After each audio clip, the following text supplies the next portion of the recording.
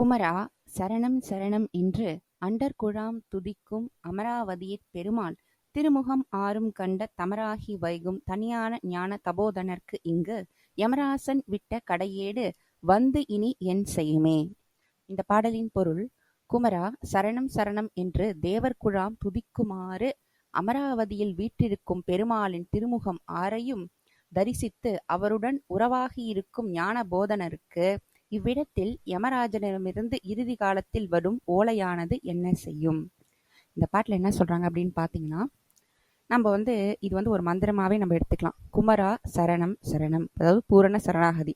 அவர் அப்படி சொல்லிக்கிட்டே இருக்கிறவங்களுக்கு யார் சொல்லுவாங்க இது அப்படின்னு பார்த்தீங்கன்னா, தேவலோகத்தில் இருக்கிறவங்க எல்லாருமே. அமரர் கூட்டம்னா என்னைக்குமே சாகவே மாட்டாங்க.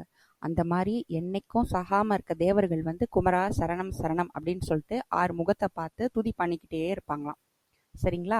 அந்த மாதிரி இந்த குமரா சரணம் சரணம் அப்படின்னு சொல்லிட்டு முருகன் கிட்ட போனவங்களுக்கு யமன் இருக்காரு பார்த்தீங்களா, அவர் வரத்துக்கு முன்னாடி சில சிம்டம்ஸ்லாம் காமிப்பாங்க அப்படின்னு சொல்லுவாங்க. அந்த சிம்டம்ஸ்லாம் வந்தாலும் யமனே லெட்டர் போட்டாலும், அப்பா நான் உன்னை கூட்டிகிட்டு போக வரேன் அப்படின்னு சொன்னாலும் அந்த ஓலையும் முருக பக்தர்களை எதுவுமே பண்ணாது. ஆனால் உண்மையாக முருக பக்தராக இருக்கணும் அப்படின்னு சொல்லி அருணகிரிநாதர் இங்கே சொல்கிறார். மிக்க நன்றி.